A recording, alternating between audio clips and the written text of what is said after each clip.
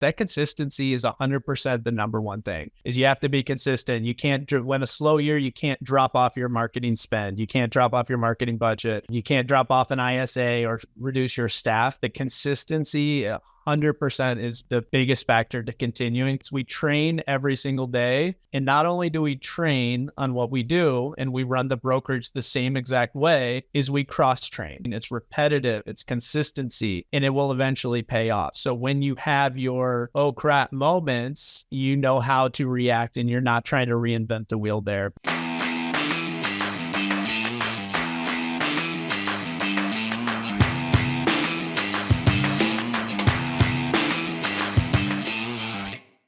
You're listening to the number one real estate podcast in the world. We talk with real estate professionals all across North America about their wins, losses, lessons, and stories help you win in your local market today. My name is Cody from Sheridan Street. I'm joined by Vikram Deol of the Real Estate Sales Academy. Vikram, we are well past 200 episodes of the Arjun podcast, which is crazy to me, considering the fact that last year we were sitting on the beach in Cartagena, Colombia, talking about all these podcasts we're going to record. And now we're just in a rhythm and a routine where we're recording 4 or 5 episodes a week, which is crazy to me that we're here. And I could personally do with 2 episodes a week at this point in my life. I was like, oh my God, we're going to have to slow the cadence down. It's a whole day. It's a whole Friday. Yeah. What are you working on right now? What are you working on in your guys' business that's helping agents get more listings and buyers right now? Right now, man, it's conversation volume. And what does that mean? We're talking to a ton of team leads right now that are essentially test driving our system. Right. It's a free trial. We send them 3 appointments for free. Pretty much everyone that's doing a free trial, we have a 76% conversion ratio from trial. Why are so many people converting with you guys at the moment though? Proof over promise. Nobody gives a fuck about what your numbers are. They only care about their results. So what are the results your people are getting? Yeah, they're getting tons of appointments. I think there's for us, the big thing and the big realization with a lot of these large teams is they have this database full of like yesterday, I literally was chatting with the team lead. They're like, we have 100,000 leads. I'm like, who's doing the outbound for the leads? And there's no one. They have they have dedicated concierge. I think that's why God put. I think that's why God put Brian here today too, because I think one of the things we're going to talk about is systems and follow up, right? Yeah, 100%. Yeah, and I'm pumped to talk about that. Yeah, but that's what we're up to, man. Just setting appointments for real estate team leads more than anything, and right.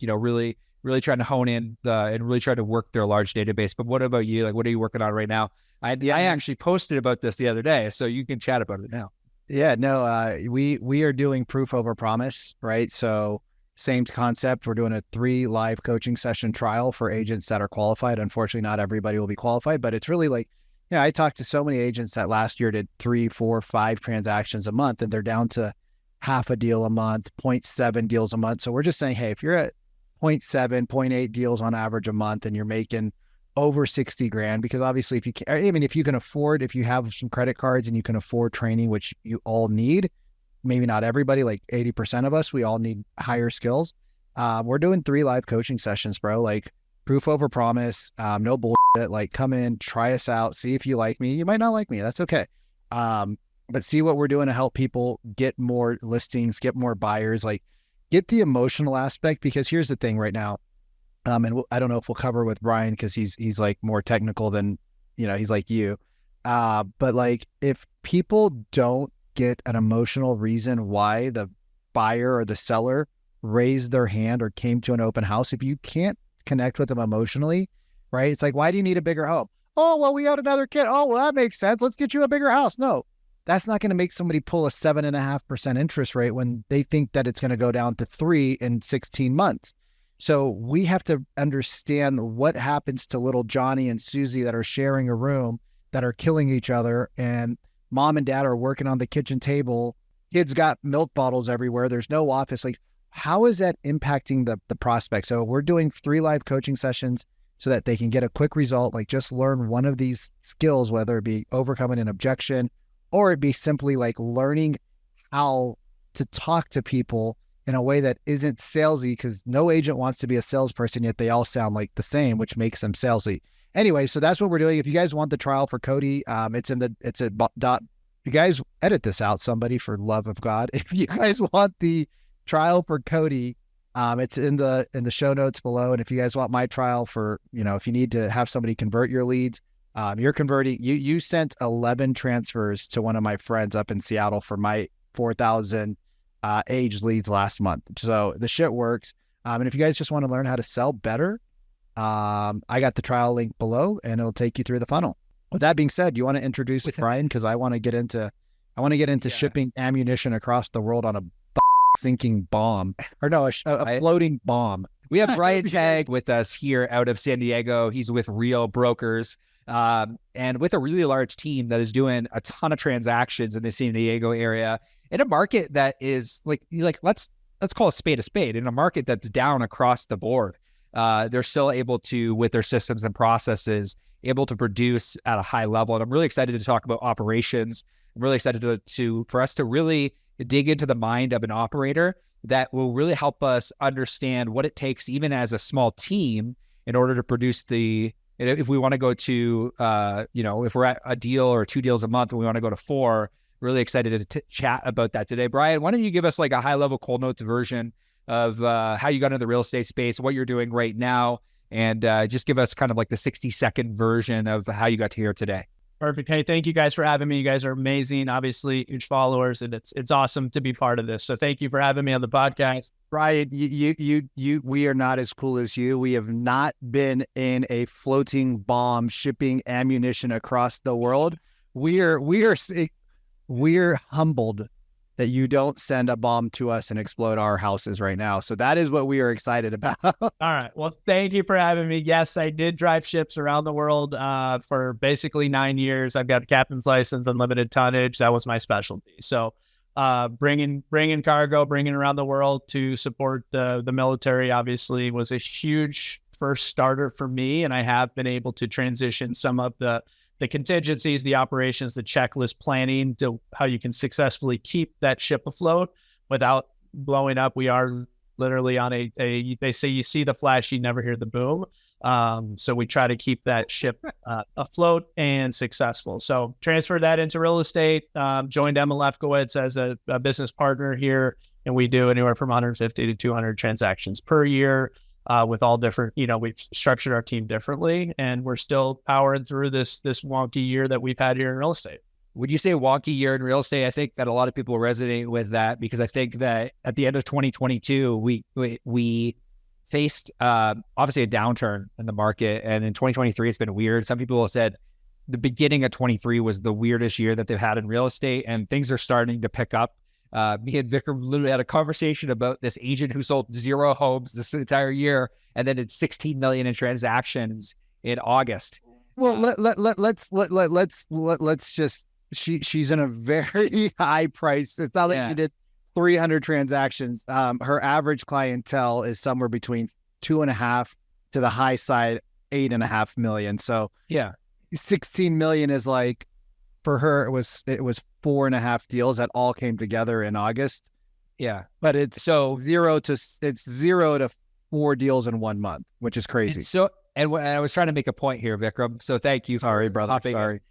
But the point I'm trying to make is a lot of agents that we speak with, and even a lot of small team leads, they don't have the systems and processes in place in order to create consistent income inside their business. Because so I'm curious to know, like this year, like what you guys have been able to accomplish. Are you guys on track? Are you in line with the market? And B, how have you continued operationally to drive income into the business in a down market?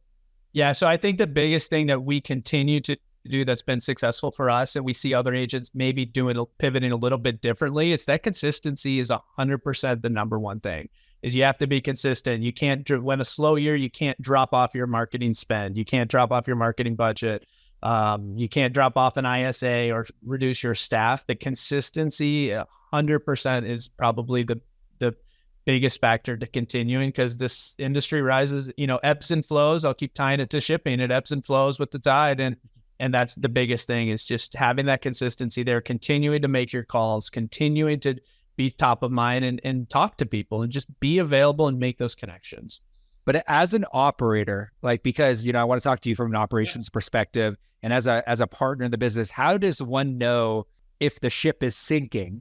Where it's like what do you consider it profit margins to be good on a team lead?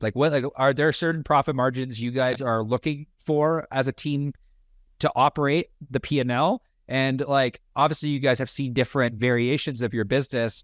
How open are you to open the hood to give us an understanding of what team leads should be looking at when they're running a profitable real estate business? So I may not be the best answer, the best person to ask that. The way I've run it, I've always run it, is I do not look at budget, and I hate to say that, until Q4. I just run consistently throughout the entire year, and any tweaks and changes I make is at the start of Q4.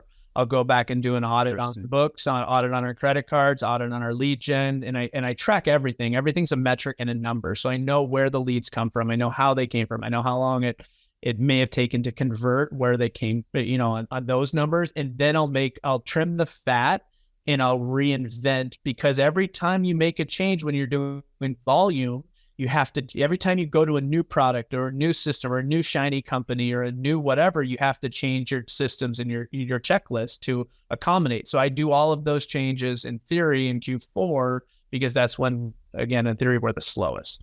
I want to slow down a little bit here and put the ship in reverse, because I want to know a little bit about what you have learned in your previous life, being a captain of a large ship with extremely sensitive materials on there, because being the captain means that, the buck stops with you, right? And as an owner, operator, we're all in the same boat, whether you have 50 people on your team or you have you and a TC. What would you say are a few tips? And you guys, if you don't have a pen and pencil, go grab one. Don't crash your car. But I feel like there's a lot of greatness about to ship out of this podcast right now. I'm just going to use the word ship as much. You just love the innuendos today, man. I love boats. So yeah, if you could think quickly, what do you feel was some of the major things that made you so successful as a captain for 9 years, and now is making you so successful because you took your team from 50, 60 transactions to almost triple, quadruple in the last couple of years? Yeah, so it starts with training. We train every single day on the ships, day and night. We're constantly covered around the clock. We are a floating little city of, people. We all have to take care of each other. So it starts with that. We train every single day. And not only do we train on what we do, and we run the brokerage the same exact way, is we cross-train. So we run this like a little SEAL team is what we do, just like we did on the ship. So we can, if we have to go cook for ourselves, we can. If we have to go and fight fires for ourselves, we can. If we have to ward off pirates, and we all are ammunition trained, we carry guns. We have the stuff to protect our ships and to protect our cargo. We run the real estate thing the same way. We're constantly training. It's repetitive. It's consistency, and it will eventually pay off. So when you have your oh crap moments, you know how to react, and you're not trying to reinvent the wheel there. But that's number one, what we do on the ships, and we run the brokerage and the team the same exact way. Hold on, Cody. I'd like to ask a follow-up on this one. You said something super important, and a lot of people are going to miss it. You said we care for each other. I was talking to an agent yesterday. They did $26 million in transactions last year. This year they're off their numbers. That's why they were talking to me. And she said something super interesting. She said, when agents come up to me from other brokerages, from other teams, and says, hey, how have you been so successful in such a short period of time? She said, that's for me to know and you to find out.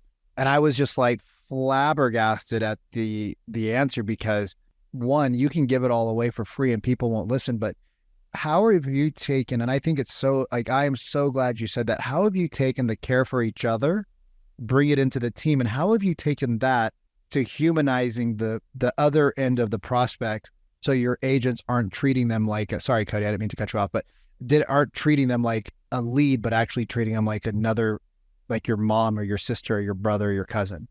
Yeah. So if failure is not an option, I say that all the time. Yes is the only answer. No is not in our vernacular. We don't speak about no. And that goes along with our agents. So if our agents need the support, if the agents need help at 9 p.m. on a Friday night, like we do care about our agents. That's where it starts. So we lead by example.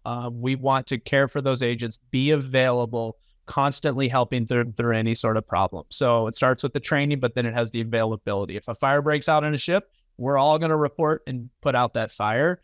That's what we train and work towards. And then we take that towards the client's thing. So the mindset and the mind shift starts in the office with the culture and the training. And then we just practice it because that's what we live, breathe, sleep every day. We practice it with the clients. So as the clients need help, as the clients have problems, as the clients are stressed out, as they have anxiety, we continue to talk to them and treat them like they were our family, our brother, our sister, to talk them off the ledge and make sure they're making the right decision. We talk people out of deals more than we talk them into deals because we want to make sure that they're making their best decision for them, because that's what brings us repeats and referral business. We're not in this business to make a sale. We're in this business to create a relationship for long term, and those turn into repeat referral business. How do you find that permeate like the entire team? Because you guys have a lot of agents. Mm-hmm. So where do you think the effective communication starts in order to find the right people that hold that ethos in this business? Because for me, I have a fundamental belief that majority of single agents should join a team. I've said that before. I think that their inability to reinvest back into their business, because they don't necessarily see it as a business. They see themselves as an employee for a brokerage. They would be way better off joining a team. But one of the issues in the marketplace right now is there's just a lot of shitty team leads that don't have a number two in command in order to, because I'm a terrible number two.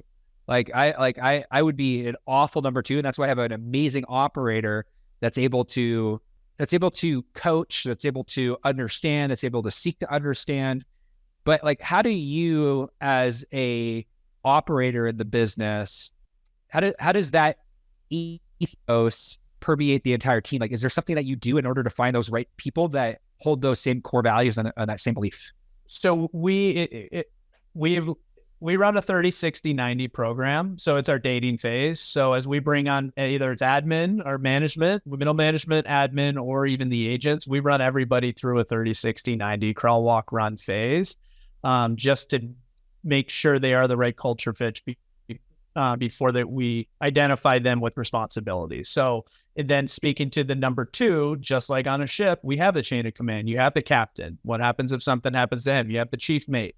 Then you have the next person. And we run 5 strong on our team. We have the chain of command, and it works backwards too. On a ship, if there's an issue, you go to the lowest point first, and then you'll escalate to the next level. And we run it very much like that, because it turns into a bandwidth issue on the team. You can't have the bottom person with a small little problem jump into the captain for it to work out a simple problem. Captain will always be there to help, but we work the chain of command aspect. But to answer your question, we run people through disc profile testing. We go into a 30, 60, 90 trial. We've learned over the years that people interview really well, but when they get on site, they're not what we thought they were. They might have a great resume. They might have a great personality. They might tell us what we want to hear. ChatGPT's been game changer for sure, because they come in and say all the right stuff. Then they get on site and you're like, not sure. Might be great people, might be good for somebody else. They're just not good for our team. So finding that core and then keeping them happy is the biggest thing. How do you identify in the 30 to 60 to 90, whether do you know at a certain point whether somebody's going to cut it or whether they're not going to cut it? And how do you know that without getting too far into the process? Because I think a lot of team leads, they get somebody in, they're like, oh, I just trained them. I just spent all this time training them, and they're not a fit for the culture, but they've trained them now, and they might be even mediocrely performing. And I hear a lot of team leads say this consistently: we don't want to rock the boat. We don't want to rock the boat. We don't want to hold them accountable to a 20% conversion rate because we don't want to rock the boat. How do you make sure, at what point in the 30, 60, 90 day period do you know whether they'll work or whether they won't work? And number two, how do you not only keep the people happy on the ship, but also hold them accountable to the level of standard that you're looking to hold them accountable to? Yeah. So there's times I know within the first week, you just do this long enough, if the person's going to cut it or not cut it, by their mindset, their attitude. Attitude is everything lately. The optimistic people, they could be the worst realtor, worst salespeople, but if they're optimistic, that's been kind of our secret hiring power lately, because you can train and coach them as long as they're optimistic. So I'll know within the first week, but we run our 30, 60, 90 almost like contingency periods to tie it to real estate. Our 30, 60, 90 is a contingency period. I'll still let them run out 30 days because they might change me and prove me wrong. But at the end of the 30 days, if they haven't met all of those wickets, if they haven't done everything they were supposed to do, number one, they're not coachable. Number two, they don't have the drive, the mindset. But if they have and they're still not being successful, we'll give them another at bat. It's all about at bats. We'll bring the people on. My carrying cost is minimal. I have the space. We have the structure, but we want to give people at bats. Some of the people that I did not think will ever succeed are some of our top agents today, and vice versa. Some people come in here and crush it, and then they struggle to do a deal. So that's why we use those 30, 60, 90 as contingency periods. I'm not personally training anybody. I hold trainings in the office. We have a variety of different people that hold trainings. We've learned that certain agents connect with different personalities and different people. So we have a revolving training, in-person training. We are heavily believers of in-person. In the office creates that motivation. And I don't know. And it's just, we're judging people. I hate to say it, but we're judging their work ethic to see who's going to. You judge people, Brian? Oh my gosh. Cancel this podcast immediately. Let's talk about this for a second. You started with what's working for you, and you said consistency. And I'm part of a large sales training program just to keep my skills super sharp. And one of the big challenges, like yesterday, we were on a group program, and it was for high ticket closers. And one of the questions that came up from multiple people that are selling in multiple different industries, right? Because I'm a believer that if you can learn how to sell in like multiple industries well, it just makes you that much more stealthy when you're in a conversation with somebody. And one of the question that kept coming up, and even my friend Raquel, she's like, Vic, can you speak at my event next month? I'm like, what's the topic? She's like, follow-up. I'm like, holy crap, this just keeps coming up. So it's obviously a huge thing. And I was wondering, what is your guys' follow-up? And let me break it down a little bit more to get it granular. Let's say you have like a new lead that comes in, right? You guys sound like you're doing a lot of different lead things. Like, so you have new leads coming in open house, online, XYZ, you name it. What is your guys' follow-up with the new lead? When do you consider a new lead like a colder lead? Like, do you guys have a system built that's working well? Because you guys are doing what, $200 million, $250 million in a down market. So obviously something is working over there. Yeah, so that is exactly it, the follow-up. So every lead's got to be treated different, like where it comes from. An internet lead, I'm not going to follow up with the same as my, daughter's teacher lead. That's going to be different. And that's going to be different than an open house lead. So starting off with having an organized CRM, and it doesn't have to be an expensive CRM. I tell people this, you can use an Excel spreadsheet. If you're a new agent, if you're on a budget, if you're not on a team, if you're solo, just start with an Excel spreadsheet. But you have to track and know where the lead came from is first and foremost. Because if it's an internet lead, we practice touching them we call them touches every 2 to 3 times when they come in within the first 48 hours at a minimum. And then the next day we follow up another 2 times, and we're trying to get that dialogue, that communication to learn more about them. We'll pause a day. We'll follow up again. If it's an open house lead, we're following up at the end of the weekend, because if they want to write an offer on that house, we don't want them to go and call an internet company and just write an offer through them. I'm not sure if you're allowed to name names on this company, on this podcast, but like, we just don't do whatever you want, Brian. So I mean, but we've had it. We have a great connection. We tell them all that, and then they go and call Redfin and write an offer, and then Redfin it's the offer. So follow up at the end of the open house. But those people you've already connected with, you've had the face-to-face, so you don't want to hit them 2, 3, 4 times within the first 48 hours because you're going to spam the crap out of them. They're going to block your number and they'll never talk to you again. So then those are every week. We're constantly following up with them every week. And then if it's your, your kid's teacher, that's more just you treat them like a friend. You're talking to them, hey, you want to go look at a house this weekend? Da, da, da, da, da. So finding the source, bucketing them to where they came from, and then the follow-up dialogue. But the key is the follow-up. So I love proactive follow-up, especially even if it's on an Excel spreadsheet, meaning I'm not going and asking, hey, Vikram, you want to go look at a house this weekend? I rarely will ever do that. I know enough about you, whether it's from the lead you contact me out on the internet, whether it's from the open house or it's the conversation in the classroom after school. I know that you're looking for a 3-bedroom, 2-bath, 2,000 square foot house for under $1 million, or a 6-bedroom with a pool and views for $4.5 million.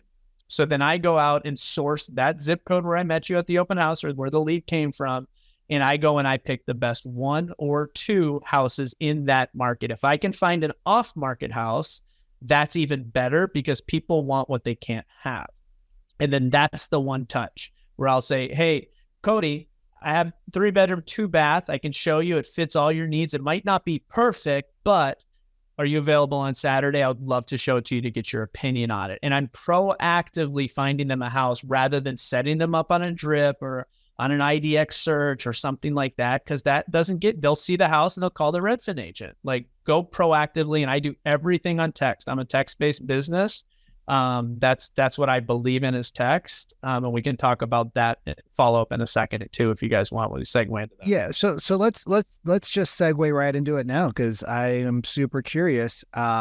When we did open houses, like when I had a guy come to me, 3 years in the business, 1 sale, 3 expired listings. And I said, how is that even possible in 3 years? Like, how are you even an agent still? He was waiting tables. First year with me, we did an open house together. At the end of the open house, he's like, all right, man, I'll see you later. I'm like, yeah, you'll see me at the office. He's like, well, yeah, I'll see you at the office tomorrow. I'm like, no, you'll see me at the office now. He's like, well, what are we going to do at the office? I'm like, well, we're going to put all of our shit away. Like, first off, we're going to clean up the kitchen so that the next day we know exactly where our stuff's at. It's just a process that we follow. Second thing we're going to do is we're going to call everybody who came in, because I want to double in my listings, right? I want to write an offer for somebody. Like, people are out there looking at 8, 6, 10 houses, and all the agents are waiting for Tuesday to call back. So we would call them right away, and the response that people would have, oh, wow, thank you for calling. We're working with Brian over at the Barron team, but wow, you guys are amazing over there. Like, thank you for calling. No, we don't have any questions. Yeah, great. We'll give Brian we'll give Brian a text right now. Let him know you saw our property, and have a great one. Yep. Not only did people love that, but we actually got people that would convert to us 3-4 weeks later because they didn't love something that happened with their agent. So they were like, you guys were amazing, because we just throw them on our email and we'd send them out an email every couple of days. And they're like, you guys were just super chill. What is your guys' like open house follow-up process? And is it all text for you, or do you reach out and call these open housers? So it's twofold. If you make a solid connection, if you can, it's a game for me. Like, I love open houses and I want them to ask for my number. If they ask for my number, I'm winning. So I go into that. My mindset is it's a game. I want to connect with somebody that they like me so much they ask for my number and I don't have to ask for theirs. So if I can connect with somebody, I do follow up with text. I say, are you comfortable with text? Cool, I'll do that. I also add a second person onto that text. Having availability to respond. The Amazon, the Netflix concept has changed our world as realtors. If we aren't responsive within seconds, they will move on to a different product or a different agent in this case. So I always put a second or third agent even on those group texts. And I tell them that at the spot. And I say, hey, Vikram, I'm going to add a couple of my partners on here. We work as a team. It's 3 sets of eyes, 3 sets of ears constantly looking for you. And we'll respond. Treat us like one person. You're going to have one point of contact, but treat us like one person. So then when I'm at the movies tonight with my kids and they say, hey, I have a question on why are they selling this house for so low? Somebody on that group text can respond to it instantly. And when we're doing 20, 30 deals a month and the clients say, wow, you guys treated, I know you guys are busy because I see your volume, but we felt like we were your only customer or your only client. That's a win in our book. That's the definition of customer service. But we could do that because, to Cody's point, they're on a team. I have the agents, I have the support to give that Netflix and that Amazon experience, that instant gratification. So, and part of the question, I was going to pause. I got more. So how do I follow up with the lead? So if it's an off lead. Yeah. Like, and if we can get even a little bit more granular, I know we're coming up on time here in like a couple of minutes. But if we can get a little bit more granular too, with a soft lead and your definition, and then like, what are you saying on that first outreach? And then maybe what are you saying on something that's like 45 days aged? Because I think that'll help a lot of people. Yeah. So we're constant. That follow-up is changing every week. We are not the robots. We do not do, we aren't doing the same. Hey, how are you? Checking in. It's like, if it's a holiday, that's a perfect time to touch. If it's if there's an off market, that's a perfect time to touch. So for example, one could be, hey, I've got a 3-bedroom coming up. It's in the next zip code over. It's not on the market yet. You'll not find it anywhere in the MLS. Is that something you might be interested in? I'm not giving any information. I'm not giving price because it's a pulse test. I want to see if they're alive. I want to see if they actually are interested in buying a house. I don't give a price. I don't give a location. I don't give an address. That's what helps me weed through my leads that I pick up at open houses, whether they're good conversations or they just sign in on the open house seat. How can I test if they're alive? Or just, hey, happy Friday. Did you see the sunset today? And you send a photo of the sunset. Or the following weekend, you might be in the same neighborhood. You're driving through to pick up your kid at a house, and you're in that neighborhood where you met them at an open house. I might park the car, hop out of the car, take a photo of myself, selfie it with a different house in the background. Is like, hey, I'm out here at an appointment, or I'm door knocking, trying to find you a house in that same neighborhood. I just want to let you know that I'm working hard for you, and I want to find you a house. So those are different touches and different follow-ups on how we follow up with the different people. And so going back to the answer, we will, if they don't have a pulse, if they're not responding, we will text, we will email, we will email, and we will call and leave a voicemail. So I fish stuff ships. I have this while we're waiting to go into port. I love fishing. You have a better chance at dropping 3 lines in and catching bait. Text, email, phone calls, or fishing, and whichever they bite on, continue to fish with that bait. Don't switch them to text. Don't switch them to emails. Use the bait that they like. That's a good one. What are you saying in the email? It's very, I don't know if this is right or wrong. This is what I do. I'm an efficiency guy. I cut and paste exactly what I text them. I put that in the email. I say, hey, I shot you a text as well, so they can put me together. Oh, that's the guy who texted me. That's the guy I met at the open house. And I'm putting the same thing in the email until they bite on something. Now, this might seem like a silly question after what you just said. What do you say in the voicemail? So I'll do that. Hey, I shot you an email. I shot you a text. This is Brian. I met you at the open house. I reconnect who I am. I reconnect how they met me, even if it's through Realtor, or even if it's through Zillow, or even if it's through wherever, or at an open house, or from my kid's school. Just wanted to follow up. I do have it. You always have to have a hook. You can't beat the same hook every time, but what's the hook? I've got a new listing coming up. I'm going on a listing appointment. You might like that house. So you got to scratch their interest. If you're just being salesy, nobody wants to be sold anything. But if you can tease them with a hook, or you can tease them with the call to action and get their interest level, they will respond to you. The response then is be their friend, engage, dialogue, ask them how their kids are doing. Don't be salesy. Just talk to them, but you can't get them to get on the hook unless you tease them with something. Yeah, it's the same thing. I don't know, is that my level or? Yeah, no, this is great. This is why workbooks, and this is why buyer seminars and listing seminars and creating tools that you can give to people are such a undervalued thing in the real estate market. In the coaching space, they do it a lot. So in the coaching space, it's like, here's, 7 things to consider when you are building your Google My Business. Like we as real estate agents can do that as well. We can create something that is high value, that will allow you to create those conversations, whether it be a home, specifically in the area, whether it be Sharon's deal of the week. Finding different ways to get people to raise their hand is so important. We're out of time here, and so much I want to talk about, and it's so much I want to talk about. And but wrapping up, Brian, where is the best place that people can reach you if they want to have a conversation? Maybe they want to learn a little bit more about what you're up to. Maybe they're in the San Diego market and they're a single agent and they're tired of doing no deals because they're a single agent. Where can we send them to reach out to you? Yeah, so I have no problem giving out my personal cell phone. I'm in a relationship business, whether it's clients, agents, whatever. We all need each other to succeed in this world, even hyper-local agents and nationwide agents. So my number is 619-647-1739, 619-647-1739. I'm at Brian@thebaronteam.com. That's Brian with an I, BRIAN @thebaronteam.com. And that's our website as well, thebaronteam.com. And this just goes right back to what I wrote down on my laptop was care for each other. Like, you actually live and breathe caring for your fellow agents, regardless of where they're at. So kudos to you for sticking to your word and not just being one of those Instagram models that pretends to clean up the beach that gets slammed all over the internet.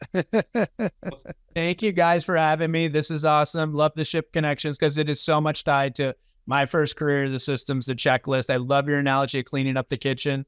After every drill training we talked about on the ship, we're rolling fire hoses. We're putting it back together because it can be seconds before you have a fire. And we've literally had that on ships where we've had fires. And if your gear is not tight, if you're not following up with your leads, if you're not ready, then you're not prepared. So train, and just be prepared for every opportunity that this world throws at you. Brian, I want to say thank you for joining us today. And I want to say thank you for tuning into another episode of the Our Agent Podcast. We'll see you soon.